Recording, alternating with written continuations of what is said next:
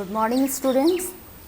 तब आज next day next part हम लोग पढ़ेंगे, ठीक है। तो आज कल हम लोग पढ़े हेल्थ के बारे में, डिजीज़ के बारे में। हेल्दी एक पर्सन, एक डिजीज़ फ्री पर्सन में क्या डिफरेंस है, किस तरीके से हम लोग बीमारी से ठीक हो सकते हैं, इसके बारे में हम लोग पढ़े, ठीक है। आज हम लोग डिजीज़ के बारे में पढ़ेंगे कि किस वजह से डिजीज़ होते हैं, कौन कौन से इसके फैक्टर होते हैं जो हमारे बॉडी में डिजीज़ आ जाते हैं जिससे हम बीमार पड़ते हैं। क्योंकि मेरा टॉपिक यही है चैप्टर का कि हम बीमार क्यों पड़ते हैं, तो मेनली इसी पे हमको एक्सपोज करना है कि हम बीमार क्यों पड़ते हैं। तो बहुत सारे फैक्टर होते हैं, जैसे एक्सटर्नल फैक्टर होते हैं, इंटरनल फैक्टर होते हैं। तो एक्सटर्नल का मतलब होता है बाहरी, कुछ वजह बाहर से होता है। इंट्रिंसिक यानी इंटरनल, कुछ अंदर से होता है। तो दोनों के बारे में आज हम लोग थोड़ा पढ़ेंगे, एक्सट्रिंसिक जो फैक्टर हुआ और इंट्रिंसिक फैक्टर, जिसको यहाँ पे मैंने लिख दिया है सोर्सेस ऑफ डिजीजेस, क्या सोर्स हैं। तो एक्सट्रिंसिक फैक्टर और इंट्रिंसिक फैक्टर, ठीक है। तो दो जो वजह है, जो फैक्टर हैं जिसके वजह से हम बीमार पड़ते हैं या कोई भी बीमार पड़ता है, तो सबसे पहले तो हम लोग उस वजह को जानेंगे, तभी तो उसको ठीक कर लेंगे कि उस वजह को ना बनने दें हम अपने आप को बीमार करने के लिए, ठीक है।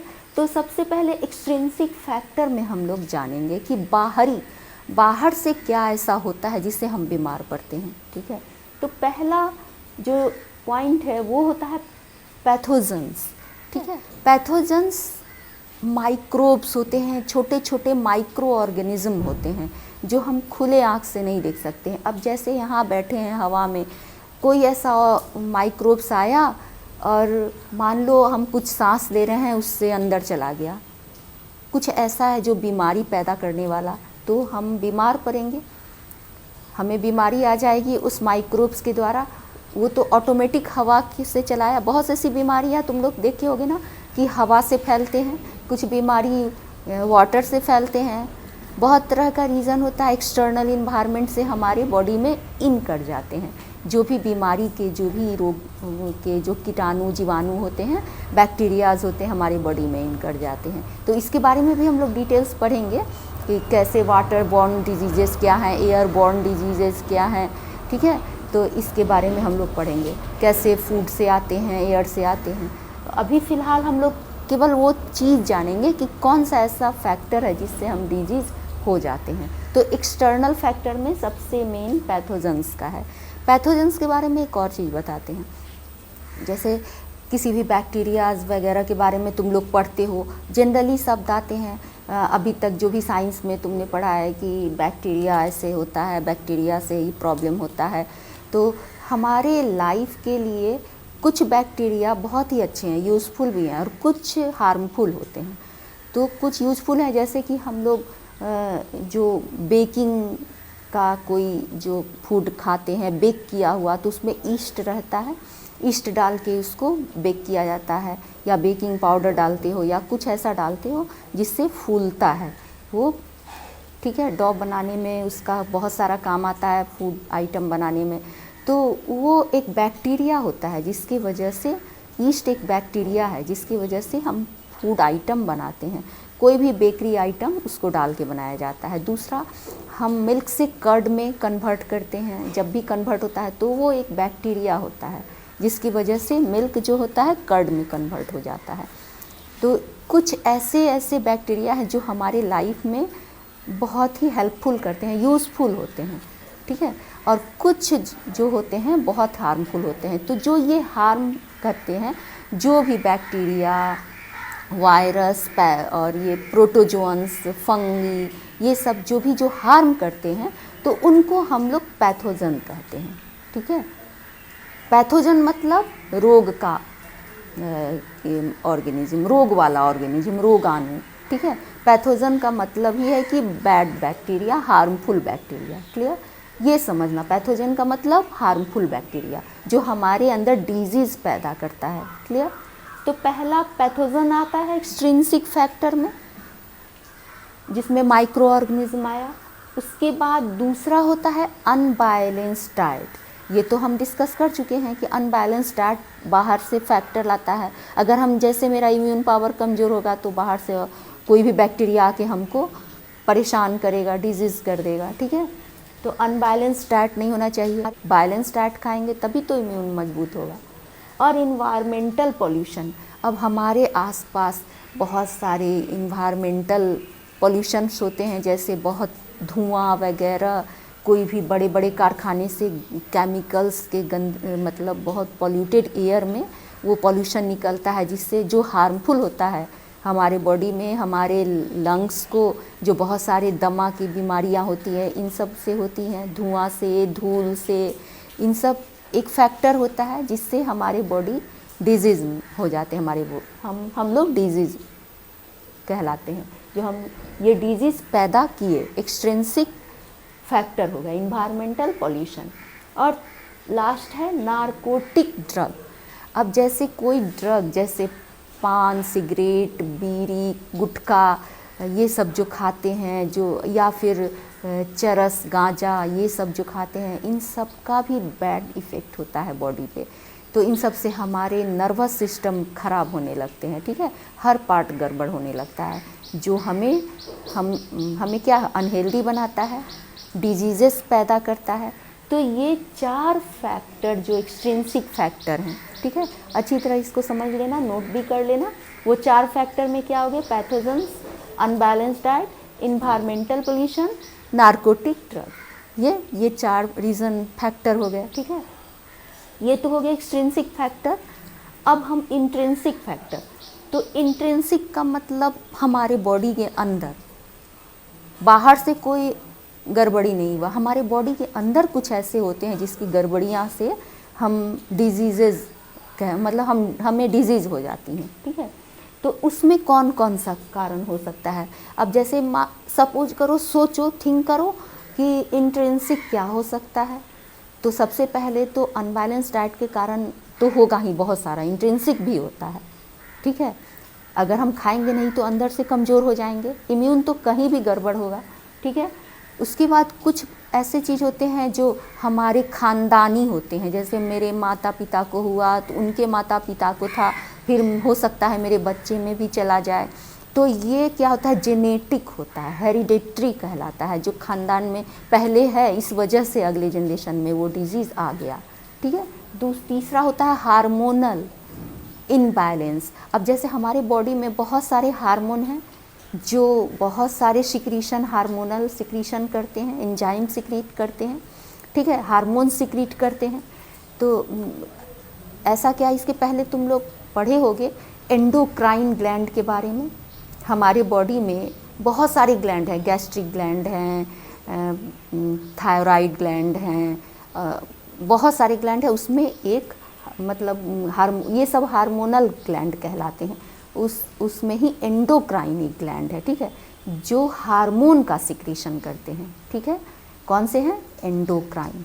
डक्टलेस होते हैं और ये हार्मोन का सिक्रीशन करते हैं बॉडी में उस ग्लैंड से, ठीक है।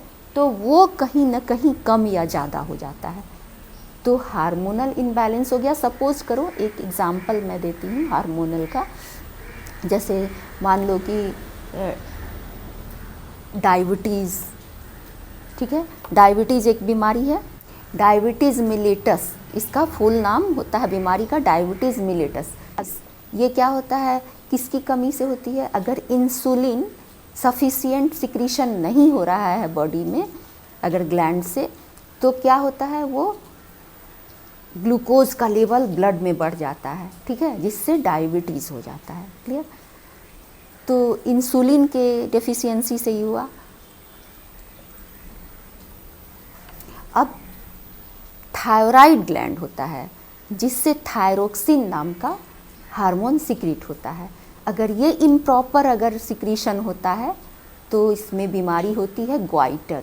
गले में देखते हो यहाँ पर फूल जाता है, बहुत सारा स्वेलिंग हो जाता है, तो उसको ग्वाइटर कहते हैं। तो ये क्या होता है? एडल्ट में होता है। अगर एडल्ट में इसका इम्प्रॉपर सिक्रीशन होता है तो ग्वाइटर होता है। मगर अगर चाइल्ड में अगर ये प्रॉब्लम चाइल्ड में होता है इम्प्रॉपर सिक्रीशन का, तो इस बीमारी को क्रिटेनिज्म कहते हैं, ठीक है। एडल्ट में ग्वाइटर और चाइल्ड में क्रिटेनिज्म कहते हैं इस बीमारी को। क्लियर।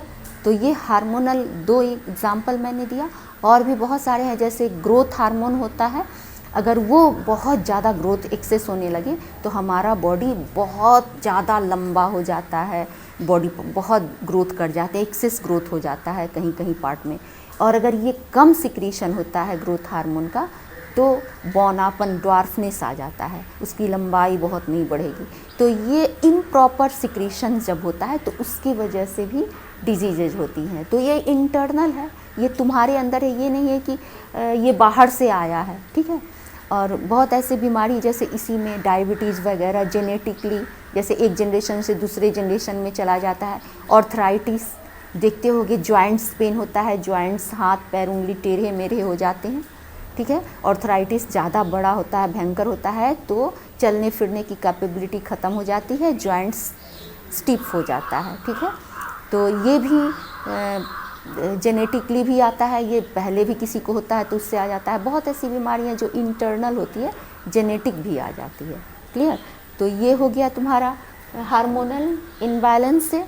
और दूसरा अगला है malfunctioning of immune system. Malfunctioning मतलब कोई चीज़ का कम बनना।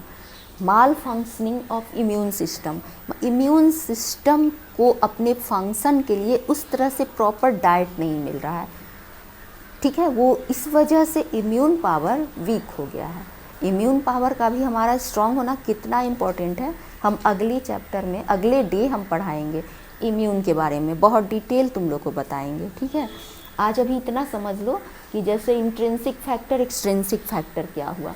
तो एक्सट्रिंसिक फैक्टर में वो 4 थिंग हो गया, इंट्रिंसिक फैक्टर जो ये 4 थिंग हो गया, इसको भी तुमने क्लियर समझा, ठीक है।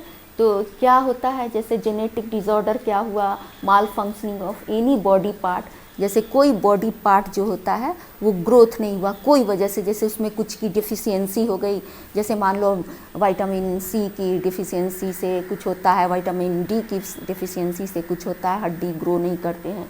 तो इस तरह बॉडी का कोई पार्ट जैसे बहुत बड़ा हो जाना, छोटा हो जाना, तो उसको प्रॉपर उसको उस तरह का डाइट नहीं मिला जिससे वो कमज़ोर हो गया, वो उसका ग्रोथ बॉडी पार्ट का रुक गया।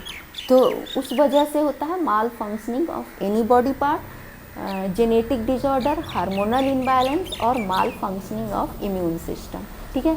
तो इसमें कौन कौन सी बीमारियां आती हैं, जैसे ग्वाइटर जिसके बारे में मैंने अभी बताया, improper secretion of thyroxine, thyroid gland से निकलता है, जिसके वजह से बड़े में एडल्ट में ग्वाइटर होता है और बच्चों में क्रिटेनिज्म होता है, ये बीमारी इस नाम से होता है।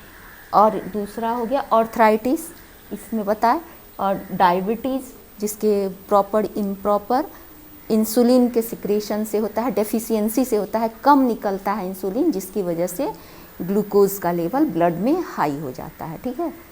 तो ये सब हो गया तुम्हारा इंट्रिंसिक और एक्सट्रिंसिक फैक्टर।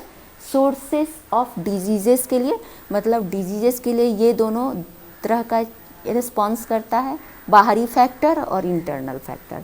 अब हम लोग क्लासिफिकेशन पढ़ेंगे डिजीजेस का। तो आज के दिन के लिए बस इतना हम तुम लोग को बताएं, फिर नेक्स्ट क्लास के लिए पढ़ेंगे हम लोग अगले दिन।